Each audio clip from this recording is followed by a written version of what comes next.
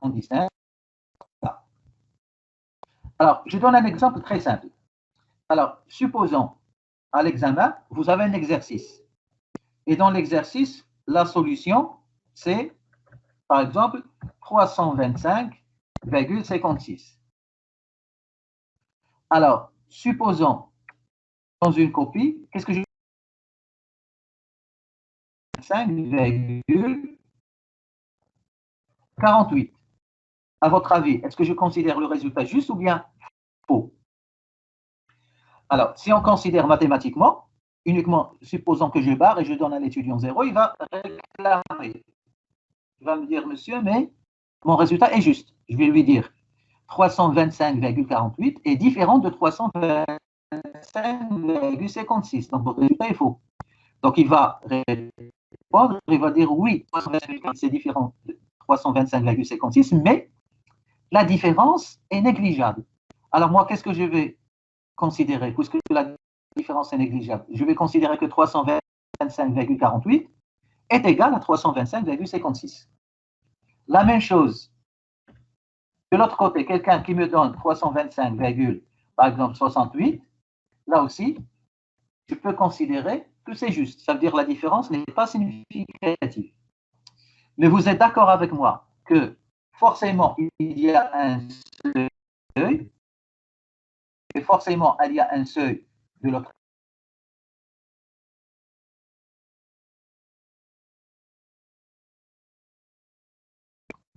Écoutez, c'est trop loin. Votre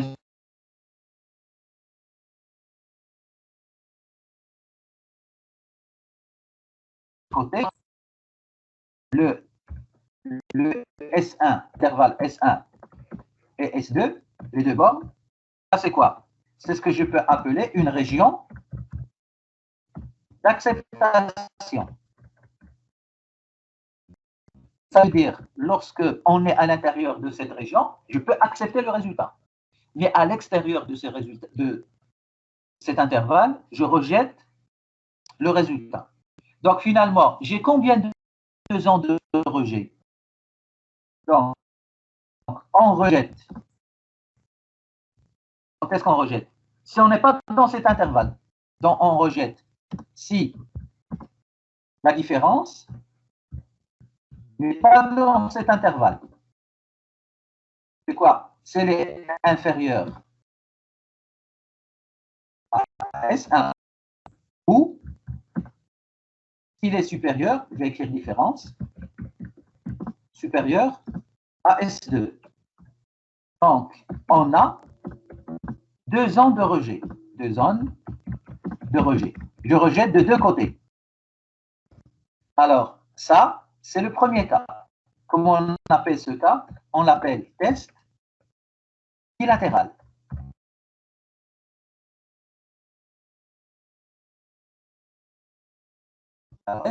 Alors, j'espère que vous avez compris ce que ça veut dire test bilatéral. Test bilatéral, ça veut dire la région d'acceptation est composée de deux bords et on rejette de deux côtés, soit lorsque c'est inférieur, soit lorsque c'est supérieur. Alors, dans ce cas, qu'est-ce qu'on va dire? Il n'y a que H1. On va pas utiliser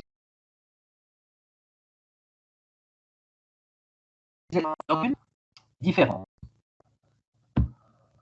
Alors, je vais utiliser le symbole différent. Alors, vous avez le deuxième cas. Je vais changer d'exemple. Alors, je vais laisser le titre après. Alors, dans cet exemple, alors, supposons qu'il vous a dit le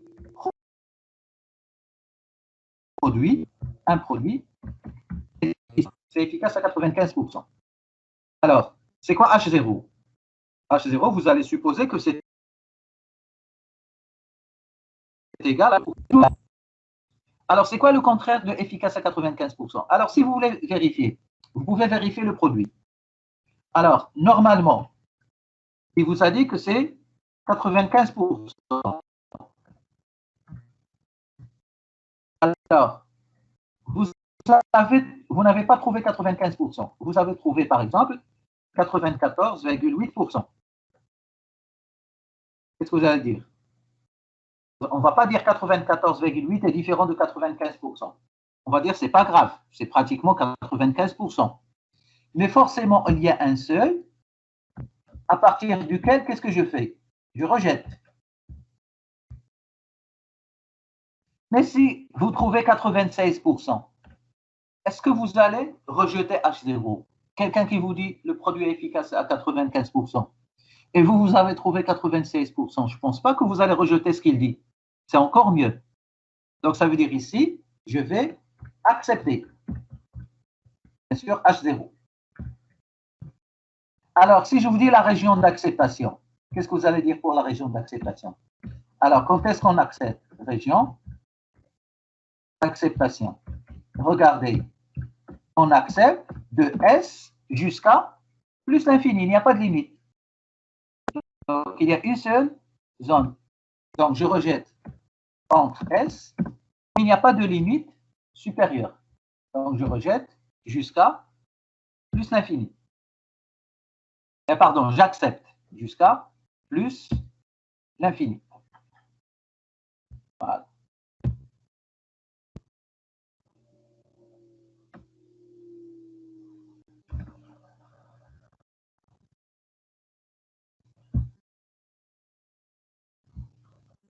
Alors, quand est-ce que je rejette? Quand est-ce qu'on rejette? Alors, on rejette si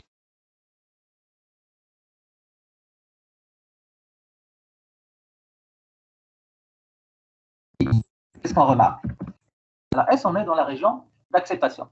Alors, dans ce cas, le test dont on parle, on va dire que c'est un test unilatéral. Alors, pourquoi unilatéral? Regardez très bien. On rejette, il y a une seule zone de rejet. Une seule zone de rejet. Une seule zone de rejet. Alors, mais je rejette de quel côté? À droite ou bien à gauche? Vous remarquez, je rejette.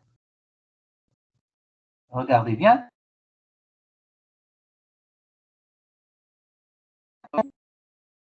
Unilatéral à gauche.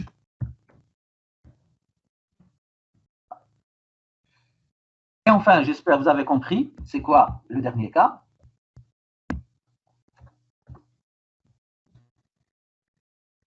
On appelle un test unilatéral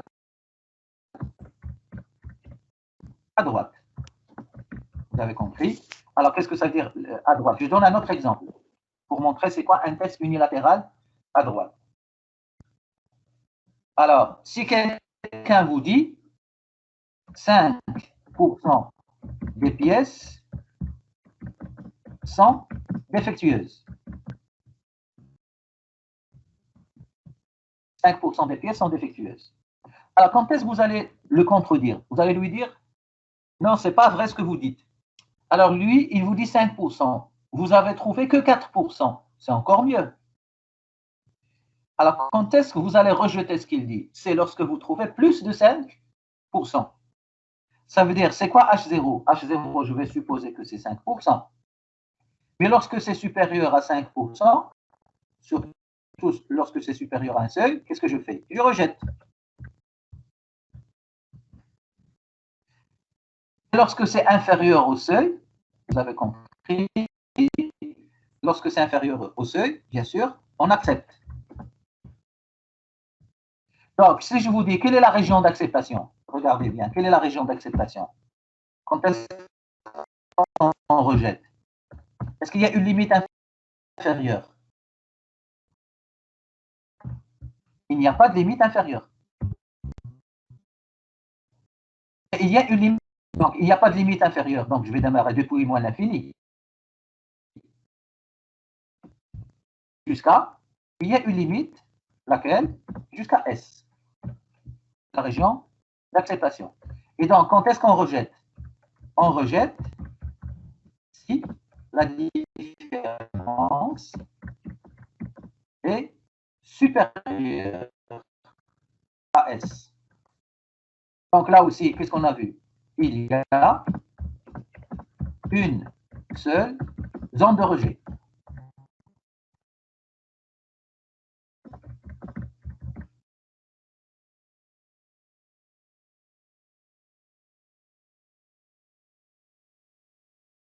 Alors, qu'est-ce que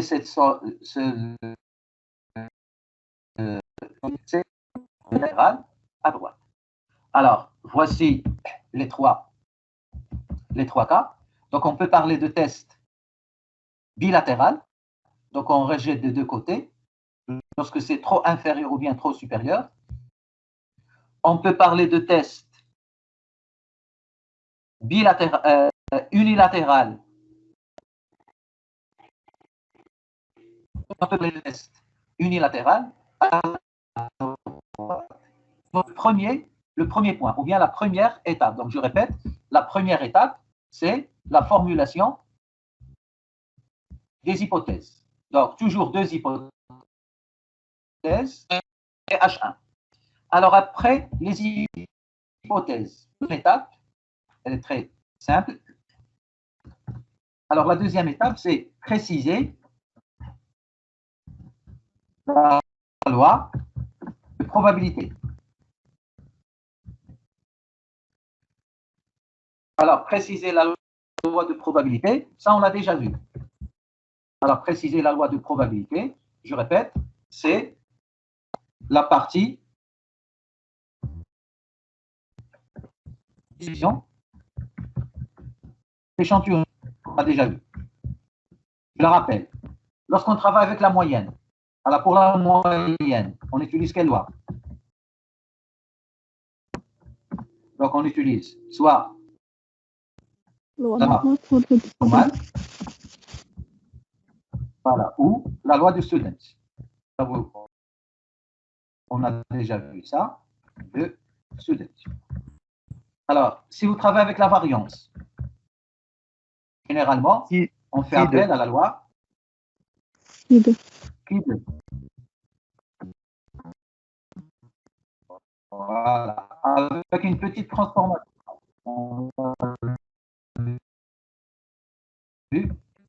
Si vous alors, il y a une troisième étape. C'est fixer le seuil de signification, ce qu'on appelle le seuil de signification.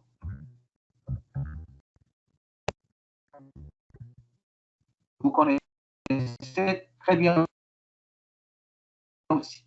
Donc, c'est le alpha.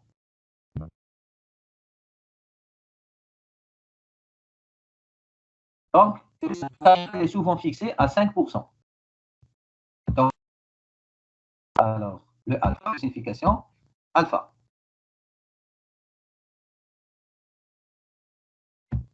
Vous pouvez lire la table. Vous avez compris la loi de probabilité et le alpha, ça va nous permettre de fixer ou bien de lire la statistique.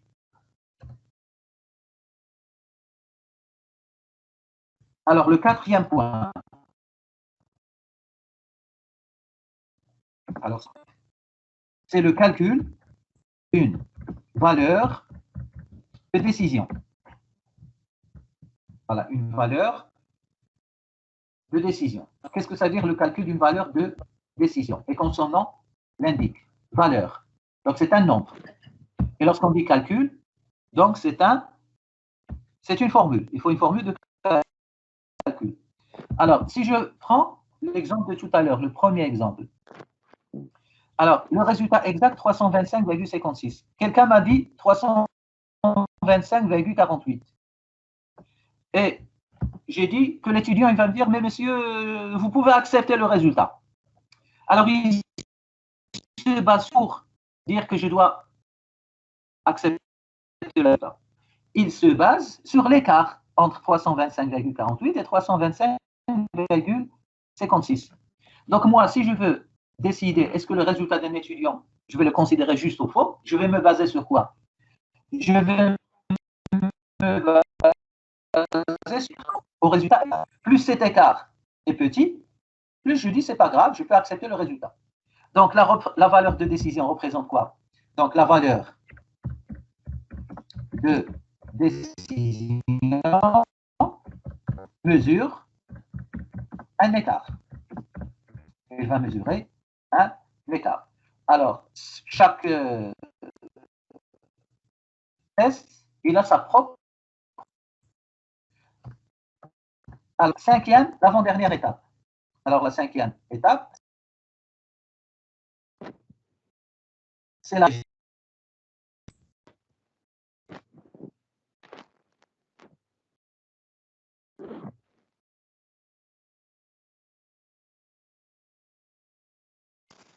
Monsieur de son. Bilatéral. Un test bilatéral. Alors, pour le test bilatéral, on possède deux seuils.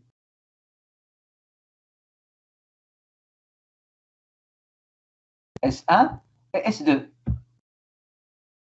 C'est ça, la région d'acceptation. Ça veut dire que je rejette les seuils, on les trouve dans une table statistique. Ça veut dire pour la table statistique, c'est quelle table? Alors, lorsque j'écris S, au fait, ce n'est pas vraiment S. Si la loi de probabilité, c'est normal, au lieu de S, je vais écrire Z. Si la loi de probabilité, c'est student, au lieu de S, je vais écrire T.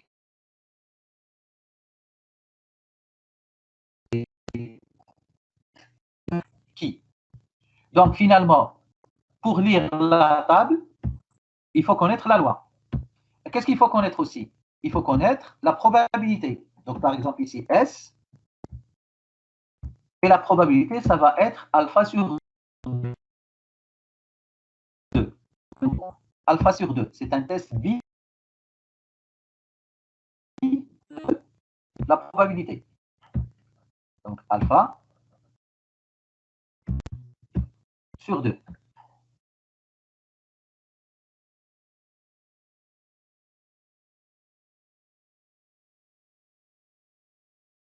Alors après, j'ai la borne supérieure. Alors la borne supérieure, ça va être S de 1 moins alpha sur 2.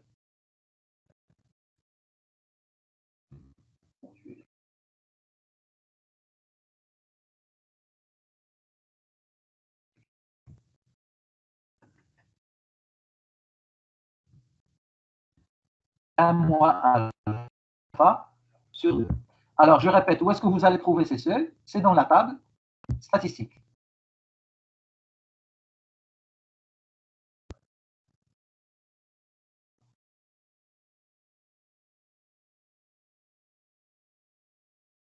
Exercice, je vais. Alors, vous avez le deuxième test. C'est un test unilatéral à gauche. Je vais commencer par unilatéral à gauche. Alors, unilatéral à gauche, si vous vous rappelez mon petit schéma, regardez, c'est quoi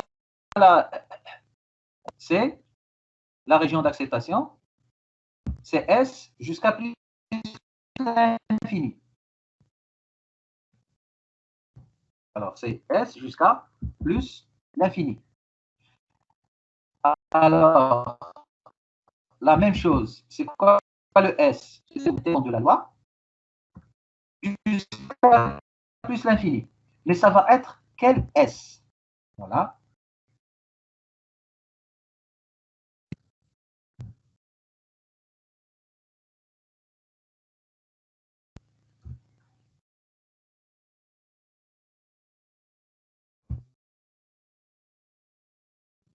Alors, ça va être S alpha. Alors, vous avez compris ici, c'est pourquoi S alpha? C'est unilatéral. Donc, lorsque c'est bilatéral, vous remarquez, ça devient alpha.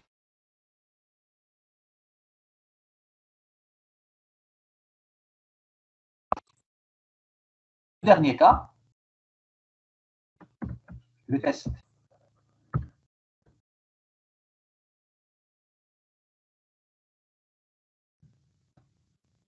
Unilatéral à droite. Donc, ici, il y aura un petit changement. Donc, bien sûr, ça va être moins l'infini, il n'y a pas de limite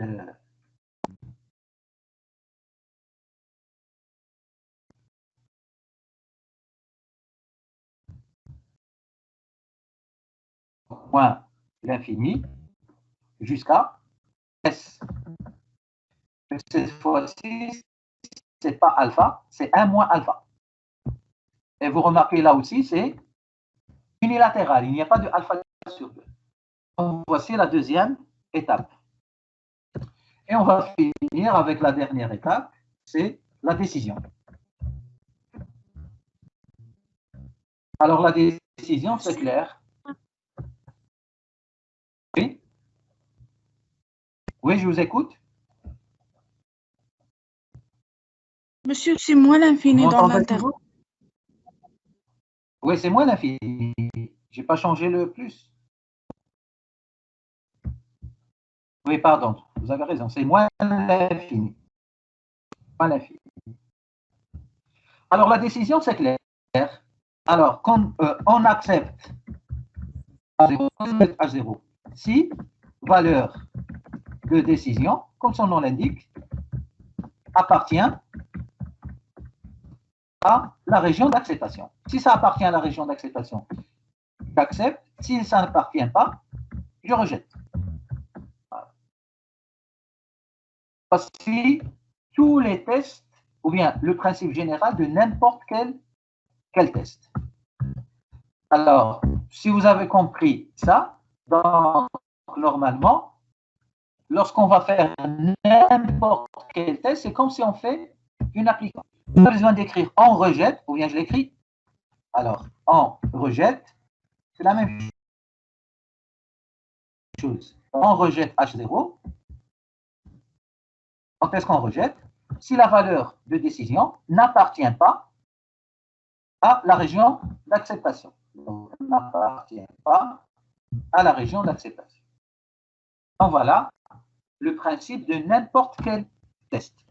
Alors, ce qu'on va faire, c'est comme ce qu'on a fait dans le premier chapitre, le deuxième et le...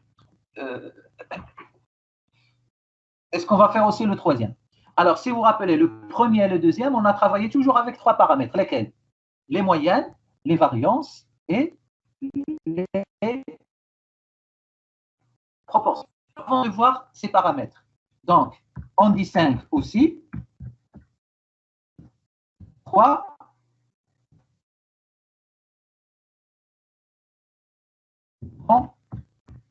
types de tests.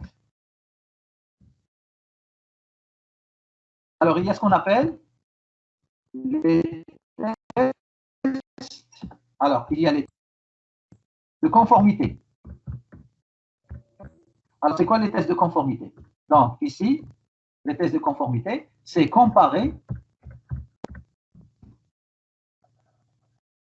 Alors, on va comparer le résultat d'un seul échantillon. Un seul échantillon. Le comparer à quoi? Comparer à une norme. Comparer à une norme. Alors, il y a les tests d'égalité de 2 paramètres. Alors, ça, c'est quoi? C'est comparer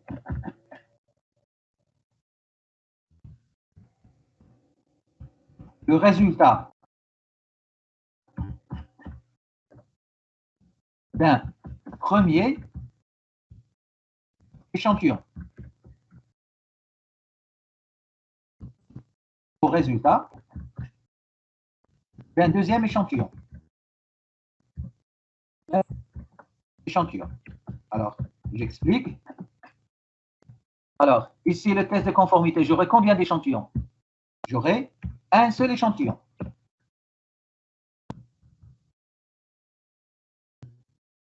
Le test d'égalité de 2 paramètres, j'aurai 2 échantillons.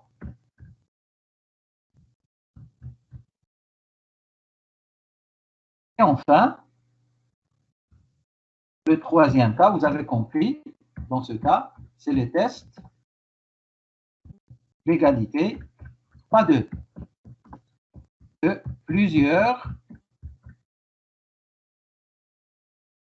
paramètres. Donc, j'aurai combien d'échantillons? J'aurai tout simplement plusieurs échantillons.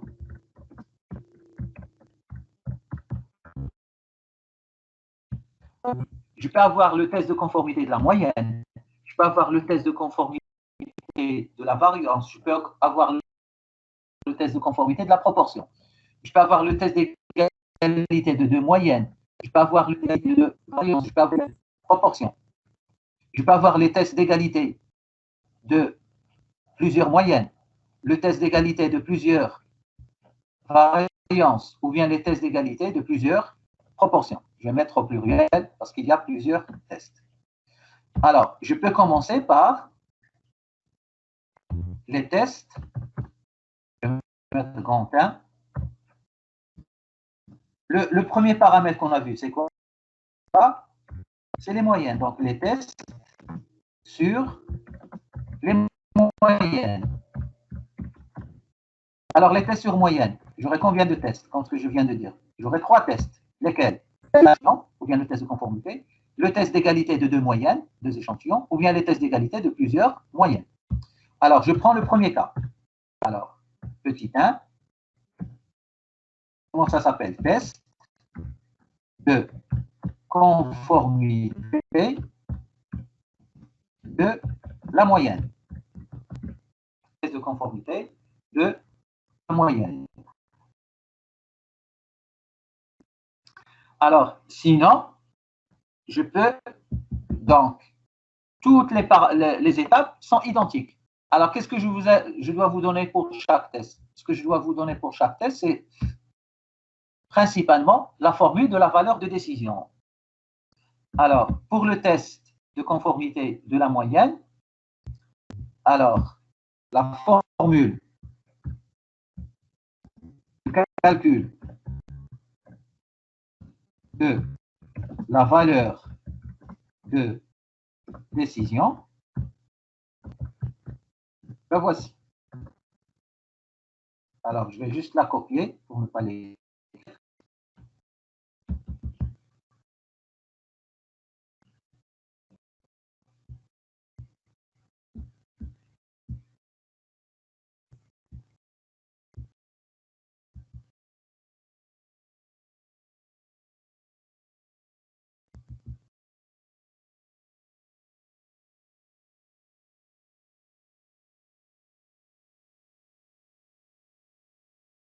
Alors, la voici.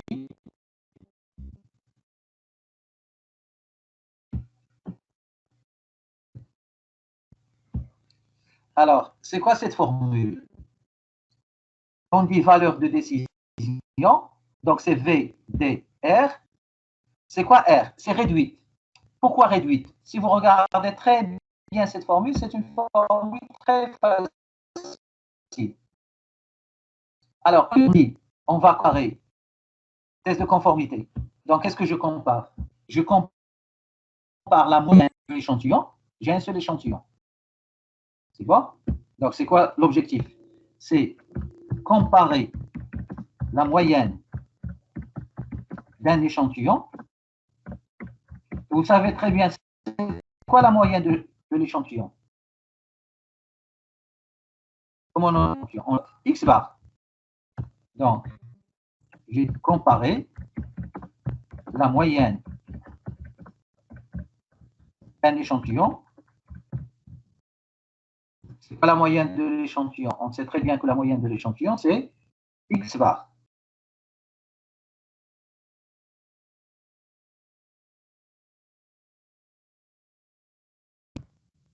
Moyenne d'un échantillon. Je répète, combien d'échantillons? Un seul échantillon. À quoi? À une norme.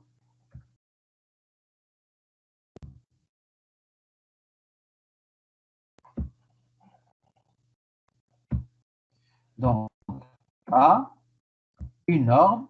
Alors, comment on va noter la norme? On va la noter M0. À une norme. Alors, la norme, c'est ce qu'on note généralement, M0. Alors, finalement, si je veux comparer deux valeurs, qu'est-ce que je calcule? Je calcule la différence.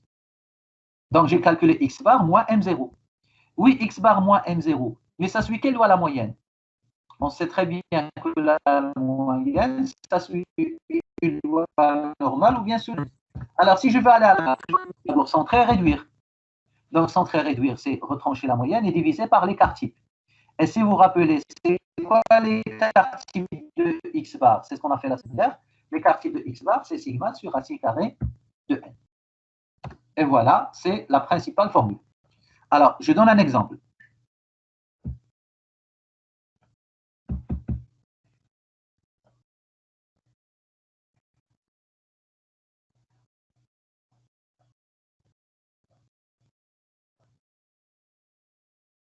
Alors, je prends l'exemple suivant.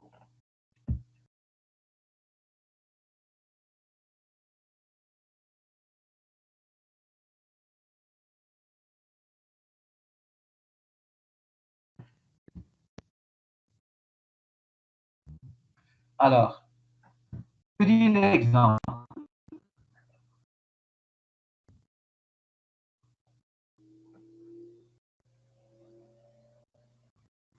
Alors, le diamètre des billes fabriquées est en moyenne de...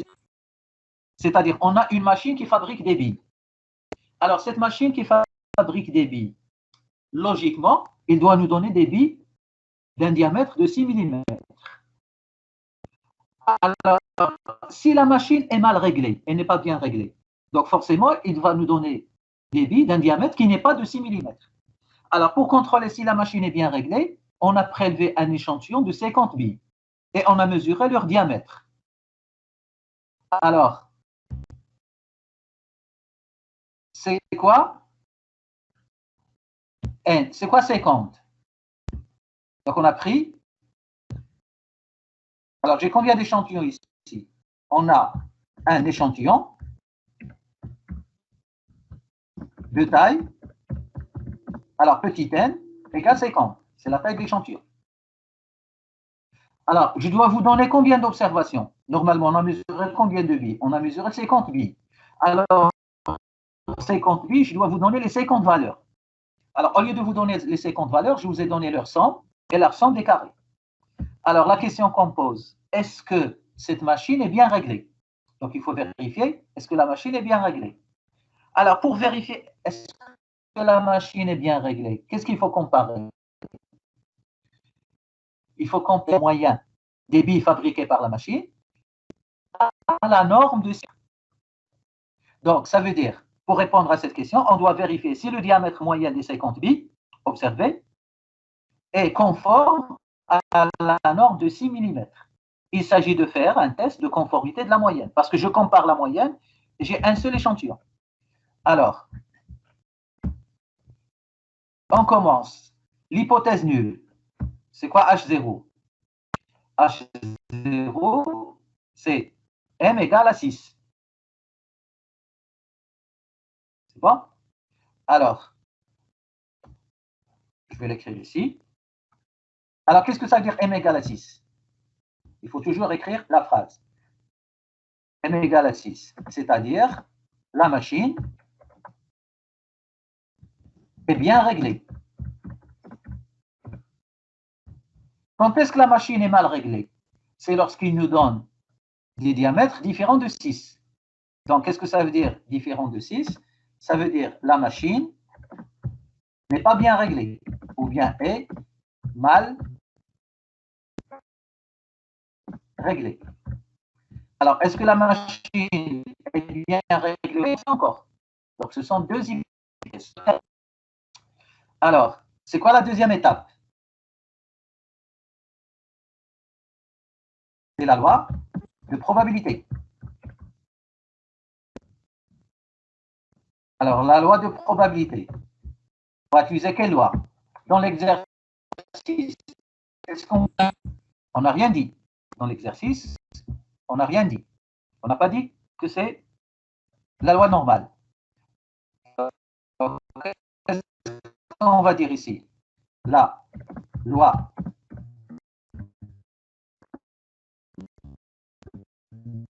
de la population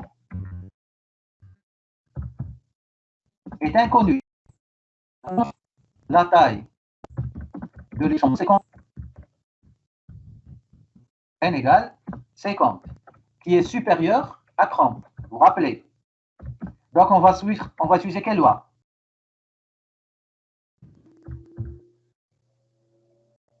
Loi normale. Voilà. Alors, troisième étape, le seuil de signification. C'est les étapes que j'ai formulées tout à l'heure. C'est quoi le seuil de signification? C'est le alpha. Le seuil de signification, c'est le alpha. Que dit la question? Je remonte en haut vers la question. Regardez bien. La machine est-elle bien régulée au seuil de signification de 95%? Donc, à quoi est égal alpha? C'est quoi 95%? Attention, 95%, c'est grand. Donc, ce n'est pas alpha 95%. C'est quoi 95%? C'est, alors, l'exercice. Ce qu'on m'a dit, c'est 1 moins alpha. C'est ça ce qu'on m'a donné. 1 moins alpha dans l'exercice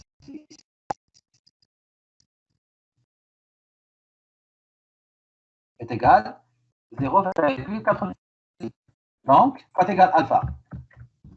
Donc, alpha est égal à 0,5. Voilà. Alpha est égal à 0,0. Alors, quatrième étape, les valeurs de décision. Valeurs de décision. Alors là, il faut faire attention. Alors, je prends la formule. Du cours, la valeur de décision, c'est ça la formule. Alors, pour répondre à ça, la première chose, qu'est-ce qu'il faut calculer? La valeur de décision, on a dit, c'est ça. Alors, première chose à calculer, c'est quoi? C'est X bar. Donc, il faut calculer X bar. Alors, c'est quoi X bar? Vous savez très bien que X bar, c'est sigma XI sur N. Voilà, je calcule X bar.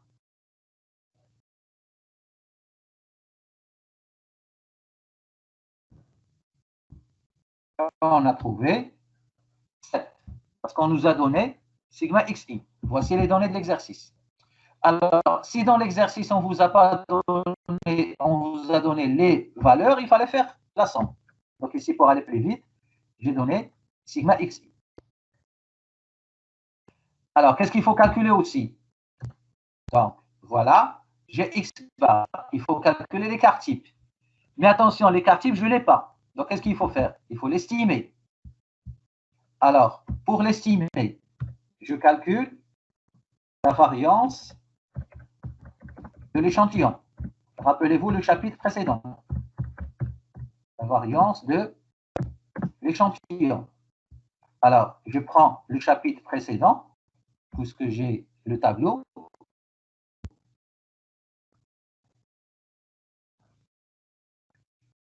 Alors,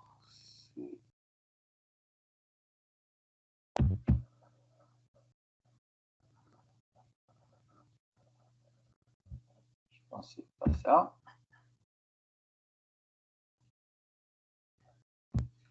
Alors, le tableau, je l'ai fait la séance, je pense, dernière. La séance, je pense, du 8 janvier.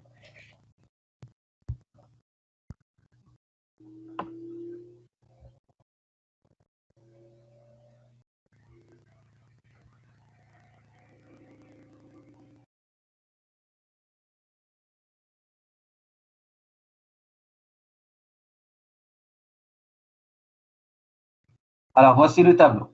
Alors, je vais estimer la variance. Regardez, pour estimer la variance, la première chose à faire, c'est quoi? C'est calculer V de X. la variance de l'échantillon. C'est ce que je vais faire. La variance de l'échantillon, elle est là. Dans la formule. Alors, c'est formule égale. Et je remplace. Alors, cot égale sigma x i au carré. C'est ce qu'on m'a donné. 2462. Donc, 2462, la voici. Divisé par n, c'est-à-dire divisé par 50. X bar au carré, c'est-à-dire moins 7 au carré. Parce que x bar, on a trouvé que c'est 7. La voici. Et voilà, il suffit de calculer ça. Alors, dans l'exemple, c'est déjà calculé.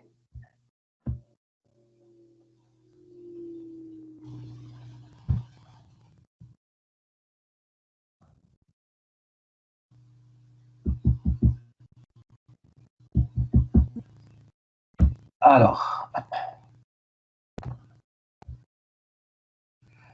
la variance de la population est estimée par la quasi-variance. Alors, je vais effacer ça. Alors, je ne sais pas si quelqu'un peut me donner ce résultat, ou bien je vais faire les calculs. Alors, 2462 divisé par 50. 2462 divisé par 50, 49. Alors, ça fait 0,24. Alors, après, qu'est-ce que je calcule? Je reviens vers le tableau. Je calcule la variance estimée, qui est là. C'est la variance estimée.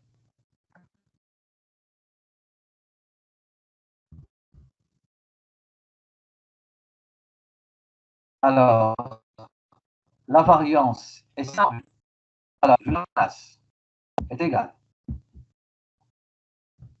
Alors, elle est égale à quoi? N sur N-1. Sur N-1, c'est-à-dire 50 sur 49. 50 sur N-1, 50 moins 1. Alors, fois V de X. V de X, c'est ce qu'on vient de trouver, 0, voilà, ça fait, et la même chose, je prends la calculatrice. Alors, 0,24 fois 50 divisé par 49. Alors, ça fait, regardez bien, 0,24 et 49. 24, 49.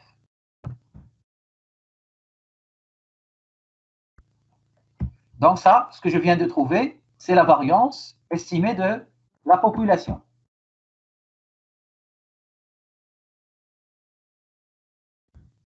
Alors, qu'est-ce qu'il me reste à trouver? Il me reste à trouver la racine carrée, c'est-à-dire l'écart type estimé.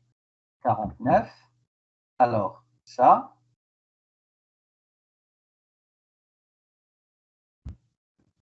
Alors, racine carrée de 24, 49. Donc, racine carrée. Donc, je vais mettre à la puissance 0,5. Alors, c'est 0,49, 49. Voilà, pour être plus précis, je vais mettre plus de chiffres après la valeur. Alors, avec tout ça, je peux calculer sans problème ma valeur de décision. Alors, ma valeur de décision, c'est x bar moins n0, ainsi de suite. Je remplace. Donc, c'est 7 moins 6 sur 0,49, 49, divisé par racine de 50. Et voilà, ça donne à peu près 14,43. Alors, j'ai trouvé la valeur de décision. L'étape suivante, c'est la région d'acceptation. Alors, c'est quoi la région d'acceptation? La région d'acceptation, c'est cet intervalle. Alors, rappelez-vous dans la région d'acceptation, si je remonte dans le cours, la région d'acceptation, qu'est-ce que j'avais écrit? On a 3 cas. Pour notre exercice, c'est un test bilatéral. Donc, la région d'acceptation, ça va être ça. S Alors, sauf maintenant, je ne vais pas écrire S. Qu'est-ce que je vais écrire? Donc, je vais écrire Z.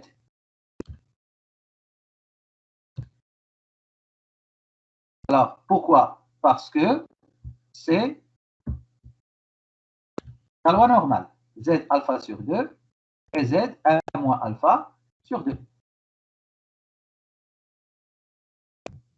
Voilà.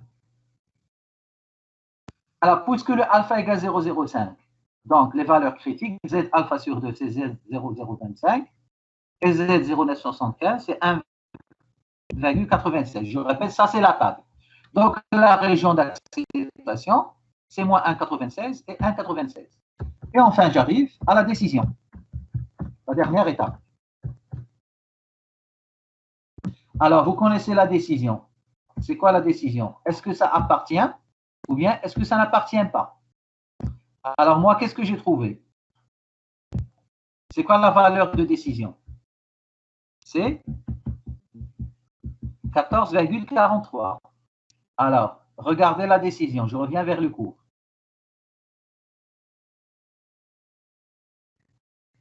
Alors, que dit le cours concernant la décision?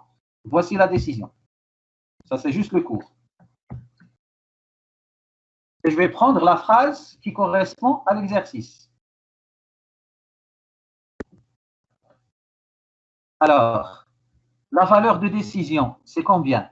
On a trouvé 14,43. Est-ce qu'il appartient ou bien n'appartient pas? Regardez bien, la région d'acceptation n'appartient pas. Donc, la valeur de décision n'appartient pas. Donc, j'accepte ou bien je rejette? Bien sûr, s'il n'appartient pas, on rejette. Alors, voici.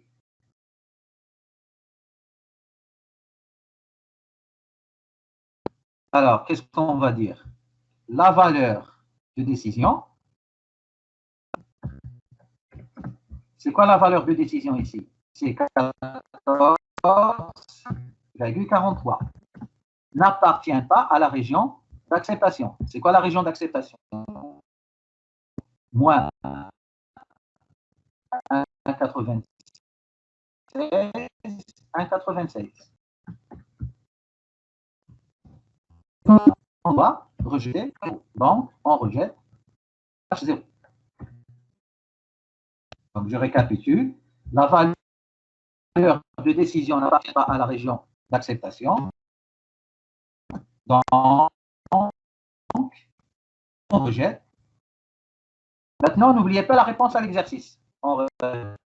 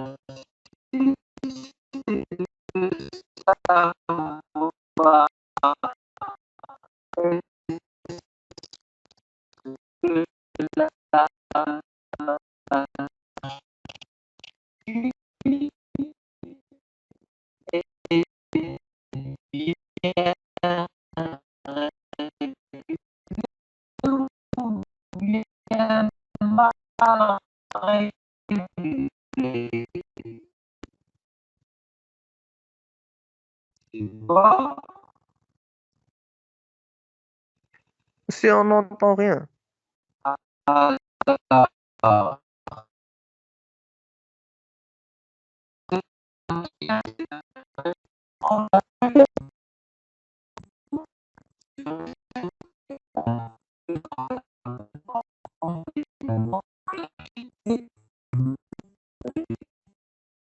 Monsieur le son.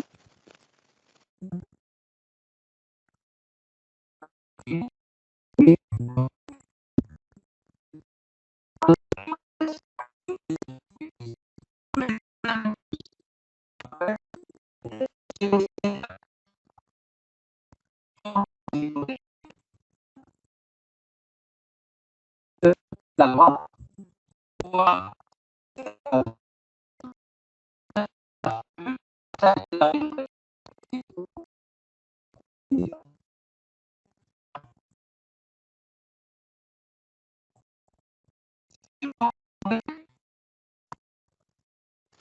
Monsieur,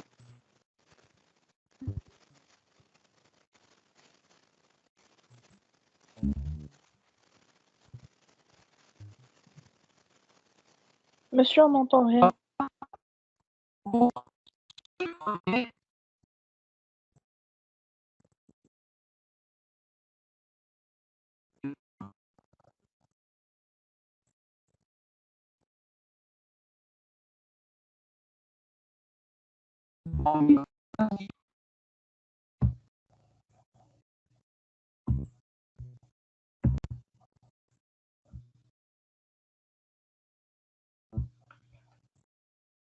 Alors, le deuxième test,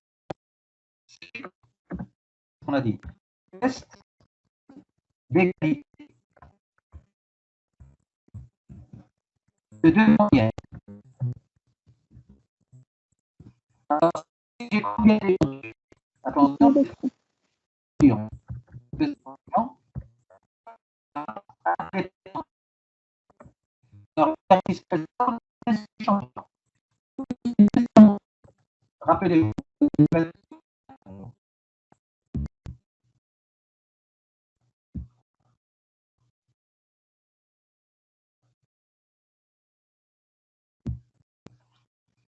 Alors, j'aurai hein? monsieur, le son se coupe encore une fois. Je ne sais pas quel est le problème.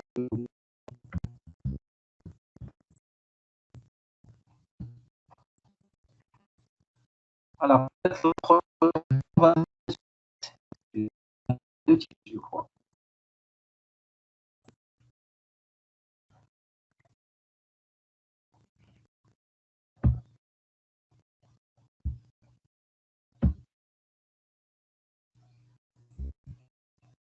Bon, Même problème. le coup.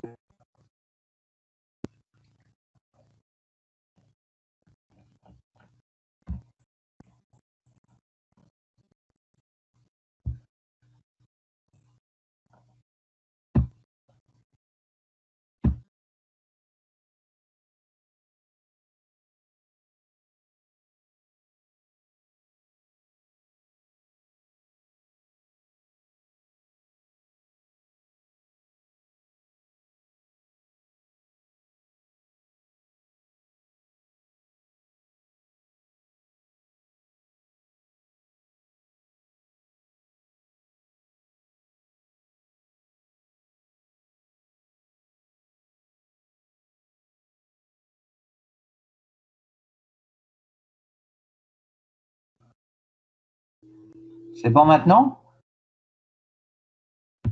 Oui. D'accord.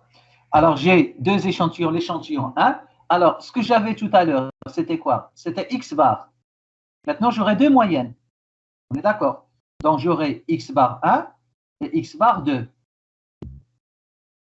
C'est-à-dire la moyenne du premier échantillon et la moyenne du deuxième échantillon. Donc, la Monsieur, on moyenne ne voit pas. pardon, je n'ai pas partagé.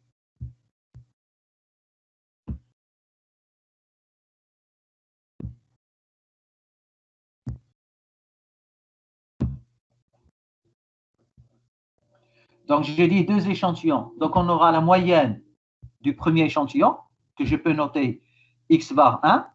Et vous savez que ça sera sigma xi divisé par N1. Donc, on aura X bar 1.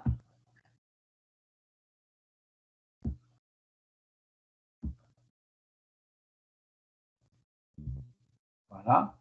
Donc, ça va être X bar 1. Et on aura la même chose pour le deuxième échantillon. Donc, on aura X bar 2. X bar 2. Alors, avant x bar, normalement, j'aurai N1, la taille du premier échantillon, et la taille du deuxième échantillon. Pour l'exercice précédent, on n'avait que N. On aura N1 et N2, c'est des petits N. On aura x bar 1, on aura x bar 2. Encore.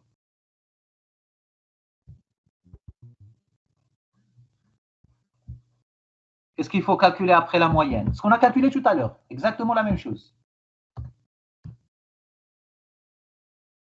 Alors, il faut calculer la variance V x1 et V x2.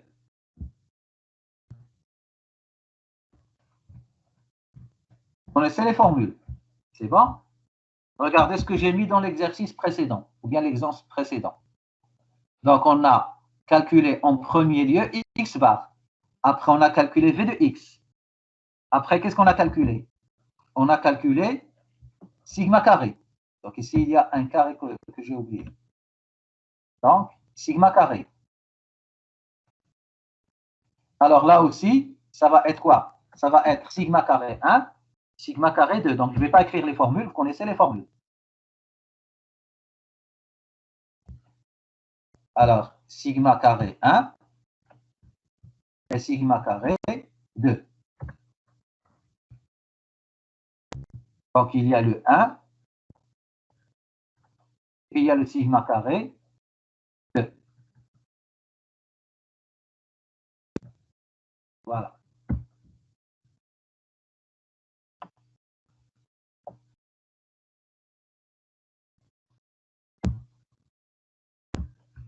Alors maintenant, qu'est-ce que je compare? Je compare les deux moyennes, x bar 1 et x bar 2. Alors, si les variances sont inégales, ça c'est le premier cas. Si les variances sont inégales, qu'est-ce qu'on remarque? Alors, variance inégale, ça veut dire que j'aurai sigma carré 1 pour le premier échantillon, sigma carré 2 pour le deuxième échantillon. Alors, si les variances sont inégales, la formule est la suivante. Donc, je prends la formule. Je vais juste la copier.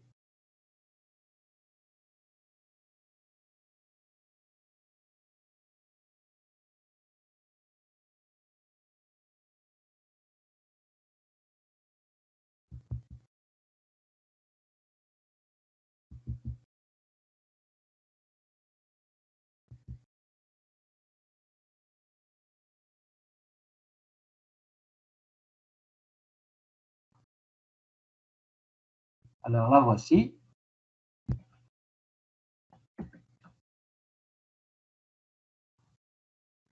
Alors, cette formule, vous pouvez la comprendre sans problème. Moi, qu'est-ce que je compare?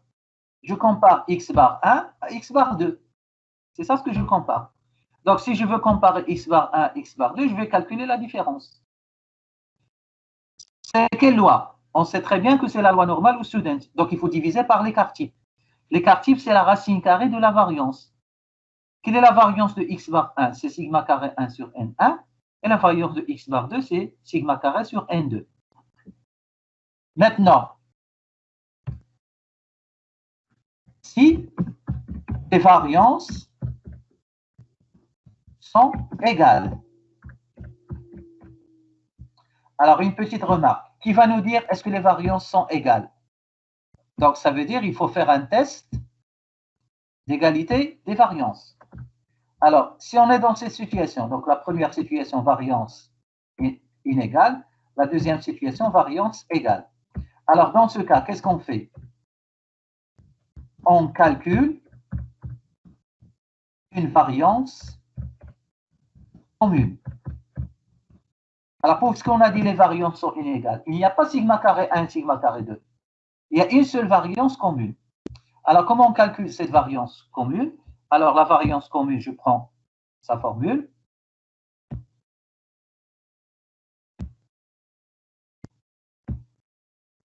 Alors, sigma carré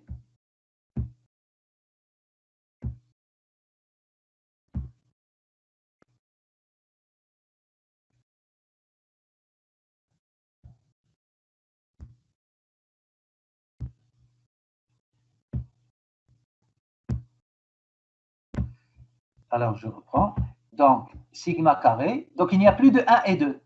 Il y a une seule. Alors, sigma carré. Et pourquoi on l'appelle variance commune? On l'appelle variance commune parce que c'est une variance qui va concerner les deux échantillons. Alors, comment je vais la calculer? Je vais la calculer tout simplement en mettant, alors, N1, c'est-à-dire la taille du premier échantillon,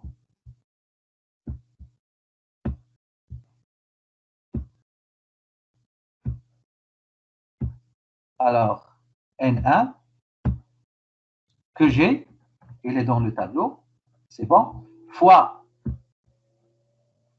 V de X1, V de X1, que j'ai déjà calculé, là aussi, plus, je fais la même chose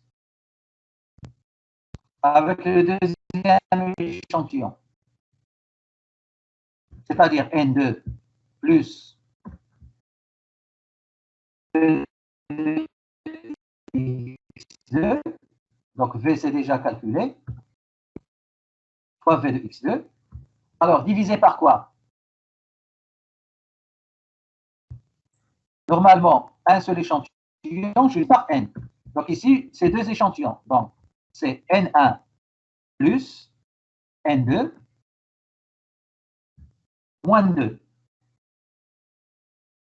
Alors, d'où vient moins 2? Parce que pour l'échantillon, on divise par N moins 1.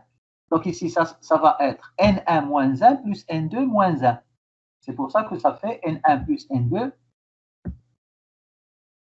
moins 2. Donc voilà la variance commune. Alors dans ce cas, quelle sera la variable de décision? Regardez, je prends la même formule.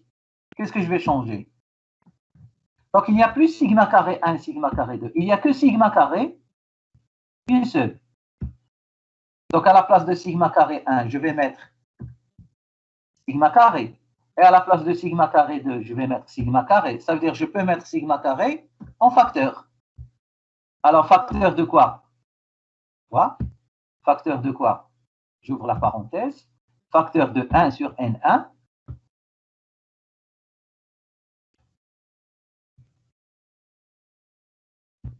Alors, 1 sur N1 plus 1 sur N2.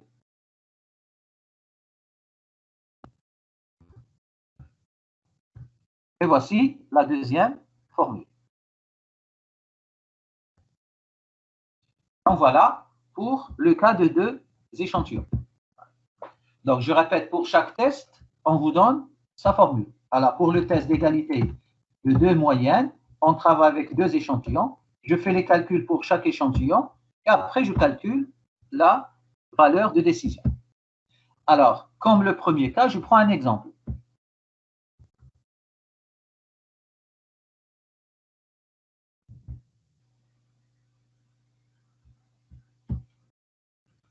Alors, l'exemple, il est sur le document.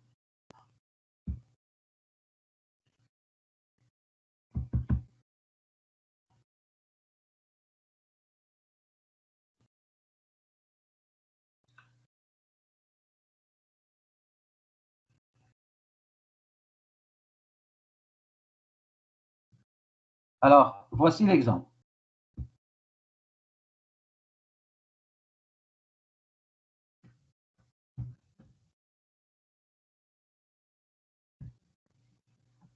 Alors, que dit l'exemple?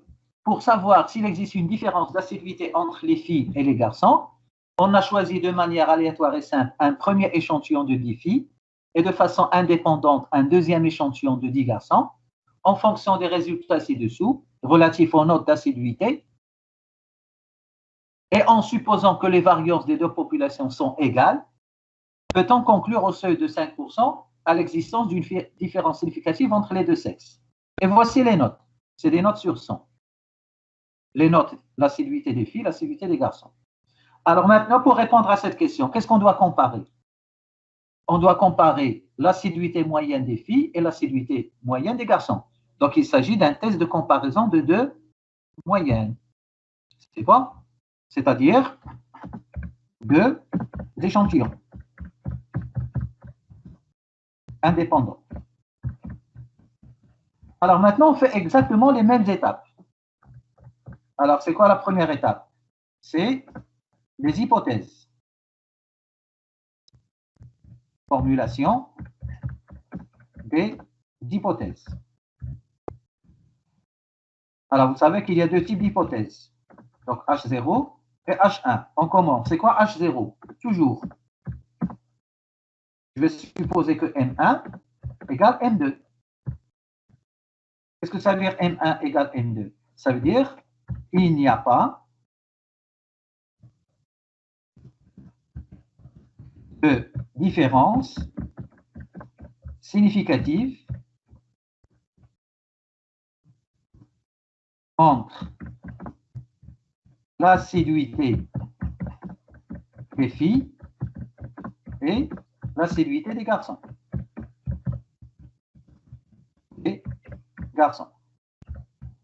Voilà. C'est quoi H1? Dans tous les tests, je répète, ça ne change pas d'un test. Ça veut dire qu'il y a une différence. Ça veut dire que M1 est différent de M2. Alors, différent de M2. Alors, qu'est-ce que ça veut dire M1 différent de M2, sous forme de phrase? Ça veut dire qu'il y a une différence significative. Et on va vérifier ça. Est-ce qu'il y a ou il n'y a pas? On ne sait pas. On a dit, on va faire le test et on va vérifier. Donc ici, il y a une différence significative entre l'assiduité des filles et l'assiduité des garçons. Alors, deuxième étape.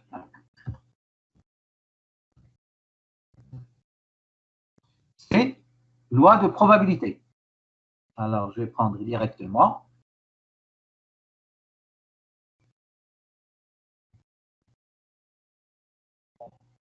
Loi de probabilité. C'est de signification. Après, je vais prendre la valeur de décision. Alors, on va utiliser quelle loi? Alors, si on regarde l'exercice. Alors, si on regarde l'exercice, est-ce qu'on nous a précisé c'est quelle loi? Alors, regardez bien l'énoncé. On n'a rien précisé, je pense. Voilà. Rien. Donc, on n'a rien précisé. Donc, finalement, qu'est-ce qu'on va faire? La loi est inconnue. Mais la taille de l'échantillon, c'est combien? La taille des, attention, de ces échantillons, c'est combien? C'est 20. Parce qu'on a dit filles et dit garçons. Deux échantillons. N1 plus N2 est égal à 20, qui est inférieur à 30. Alors, puisque c'est inférieur à 30, donc on va utiliser quelle loi? Donc, la loi de student. Avec combien de degrés de liberté? Faites attention. Alors, la loi de student, on utilise combien de degrés de liberté? N-1. Donc ici, N-1, ça va être combien? Attention, ce n'est pas 19. 10 moins 1.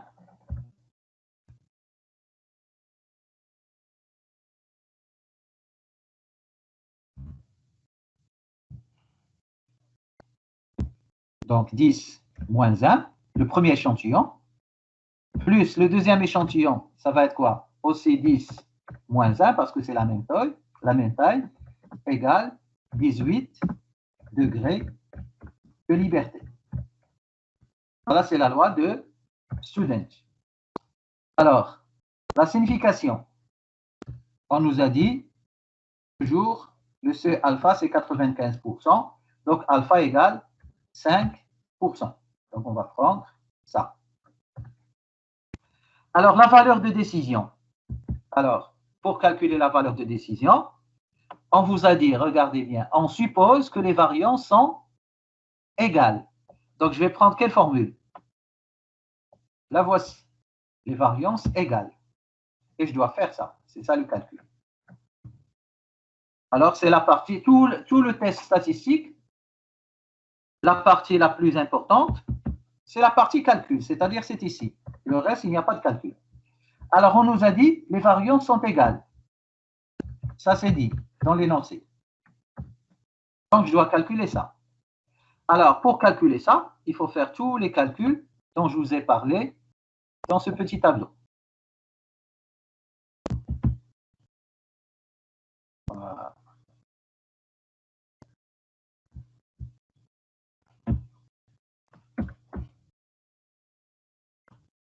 Donc, finalement, on va procéder de cette façon. Alors, c'est quoi le premier échantillon? C'est l'échantillon des filles. C'est quoi le deuxième échantillon? C'est l'échantillon des garçons. Alors, ce qu'on a fait tout à l'heure, il faut le faire deux fois. Donc, ici, N1 égale à 10, N2 égale à 10. Après, qu'est-ce qu'il faut calculer? X bar 1 égale, X bar 2 égale. Alors, comment on calcule X bar 1, X bar 2? C'est sigma XI sur N. Donc, pour les filles, je fais 72 plus 67 plus jusqu'à 63 divisé par 10. Et pour les garçons, on fait exactement la même chose. Alors, je suppose que j'ai déjà les calculs.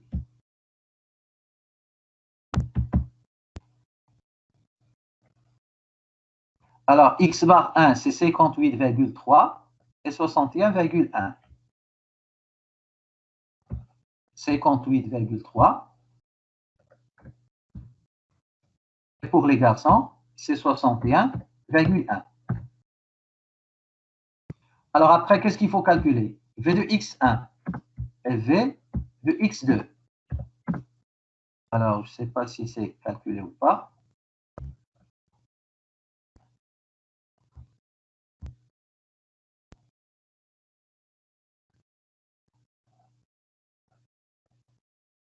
Alors, 51,41.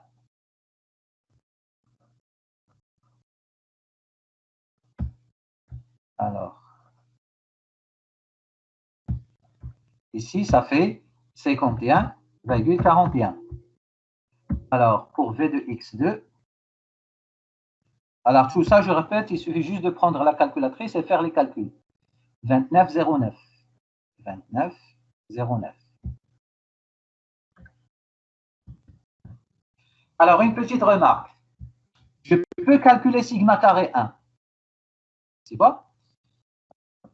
Est égal, mais je n'aurai pas besoin. Je vais le calculer quand même.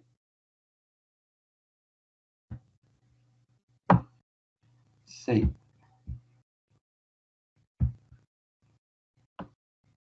normalement, c'est quoi? C'est 51,41 fois n, c'est-à-dire fois 10, divisé par 9. 57,12. 57,12. Et pour sigma carré 2, c'est toujours la même formule. C'est nv de x fois n moins 1. Donc, c'est-à-dire le 29,09 fois 10 divisé par 9. 32,32. Mais je ne vais pas travailler avec ces variances. Rappelez-vous, pourquoi je ne vais pas travailler avec ces variances?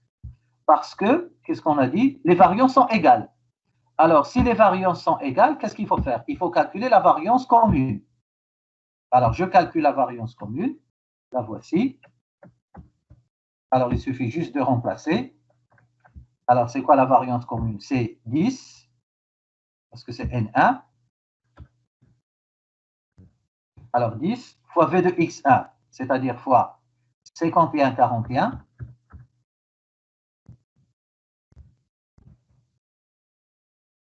Plus N2, c'est-à-dire aussi 10, fois V de X2, c'est-à-dire 29,09.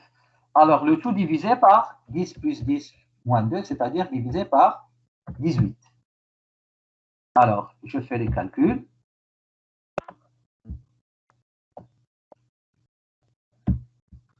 Alors, c'est combien 4,1 plus 29,0,9 divisé par 18. Ça donne 47,72. Voilà, égale 47,72. Alors maintenant, le reste, je dois calculer la valeur de décision. Alors, la valeur de décision, c'est-à-dire, c'est cette formule. Alors, j'applique cette formule. Je vais tout simplement remplacer. Alors, x bar 1, 58,3, moins x bar 2, 61,1. Alors, divisé par sigma carré, c'est-à-dire 47,72 fois 1 sur... 44. Pardon? 44,72. Ah oui, vous avez raison. 44,72.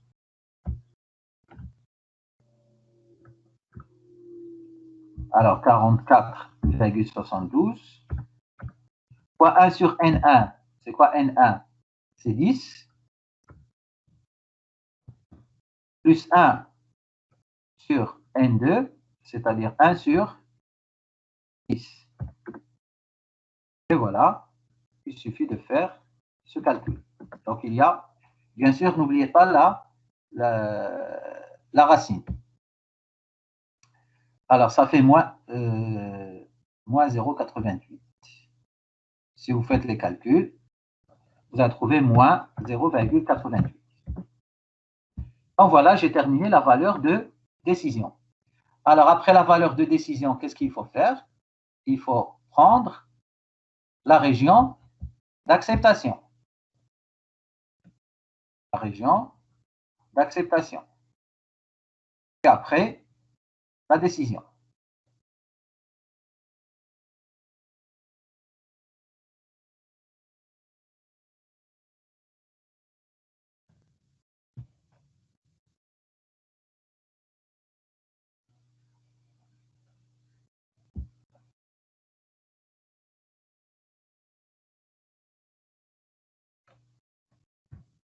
Alors, la région d'acceptation, on a dit, c'est quelle loi?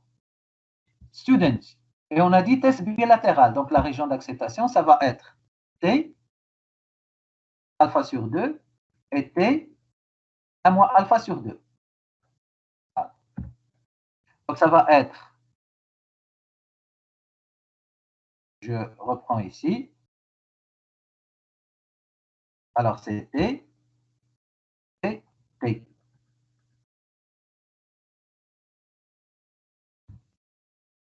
Alors, pour T alpha sur 2, ça va être T de 0,05 sur 2, c'est P de 0,025.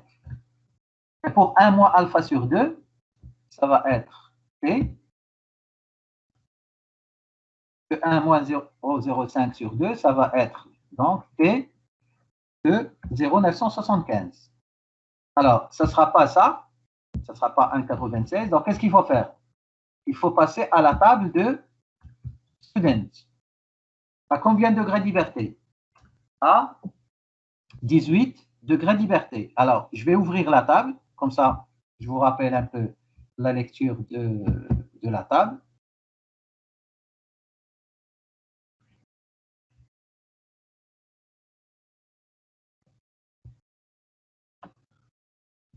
Donc, on va aller dans la table de student.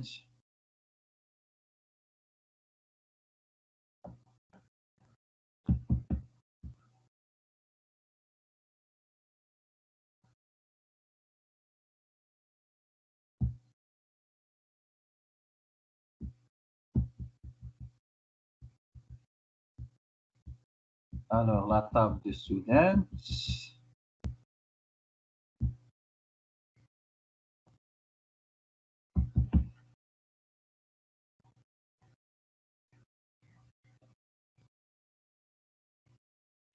Ça, c'est la table de qui 2.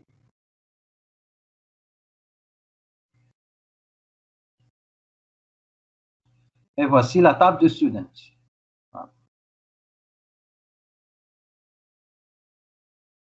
Alors, qu'est-ce que je cherche? 0,975 avec 18. La voici. Vous la voyez? 2,101. Donc, 0,975 et 18. 2,101. 2,101. Donc, c'est 2,101. Alors, 0,025, c'est le contraire. 2,101. Vous savez, la loi de student est symétrique. Donc, moins 2,101 et 2,101. Alors, voici la région d'acceptation. Alors, on arrive à la décision. Alors, la décision, la valeur de décision, c'est combien? On a trouvé, je pense, moins 0,88. La voici, moins 0,88.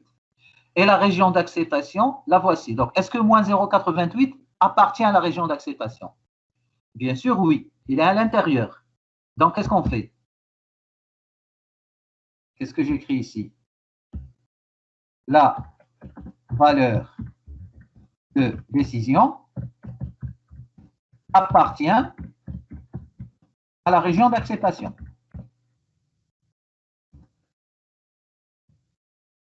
Donc, qu'est-ce qu'on fait? Donc, on accepte H0. Alors, si on accepte H0, la réponse à l'exercice, c'est quoi? Je prends la phrase de H0 et je la copie. Parce qu'on a accepté H0. Donc, est-ce qu'il y a ou bien il n'y a pas? Donc, j'accepte H0, donc il n'y a pas. Voilà. Donc, il n'y a pas de différence significative entre l'assiduité des filles et l'assiduité des garçons. Alors, qu'est-ce que vous remarquez? J'ai fait 2 tests, mais c'est pratiquement la même chose. Donc, tous les tests, c'est hypothèse, loi de probabilité, seule signification alpha, valeur de décision, région d'acceptation et décision, c'est-à-dire c'est 6 points.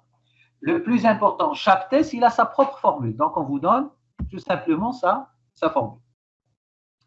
C'est bon? Donc, maintenant, lorsque je passe à un autre test, c'est comme si on fait des exercices. Parce que tous les tests, ils ont le même principe. Donc, il y a beaucoup de tests. Alors, dans notre cours, je ne vais pas faire tous les tests. Donc, je vais me limiter juste aux tests sur les moyennes et les tests sur les proportions. Alors, pour les variants, je vais faire un seul test. C'est le test d'égalité de variance. Pourquoi? Parce que j'en ai pour ce test. Ici, j'ai supposé que les deux variances sont égales. Vous allez me dire, mais pourquoi vous avez supposé? Alors, je n'ai pas à supposer. Normalement, je dois tester l'égalité des variances, mais puisqu'on n'a pas encore fait ce test, on a commencé par les moyennes, j'ai supposé que les variances sont égales. Donc voilà, ça sera tout pour aujourd'hui. C'est bon, pas de questions? Donc c'était un peu... Aujourd'hui, c'est pas, on avait des problèmes, ou bien j'avais des problèmes de connexion. Je ne sais pas est-ce que c'est la connexion ou bien Teams.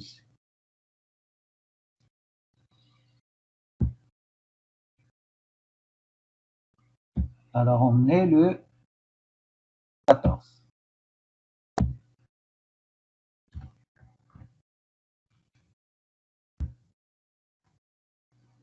Alors, on va faire une autre séance le vendredi prochain. C'est bon? Une autre séance à 13 h. Je vais essayer de terminer dans cette séance le chapitre. Et comme ça, on va terminer tout notre cours le vendredi prochain. Comme ça, la semaine prochaine, on peut faire des exercices. Alors, je vais essayer de solutionner les exercices. Comme ça, je peux mettre même les solutions sur la plateforme. Parfait, pas de questions?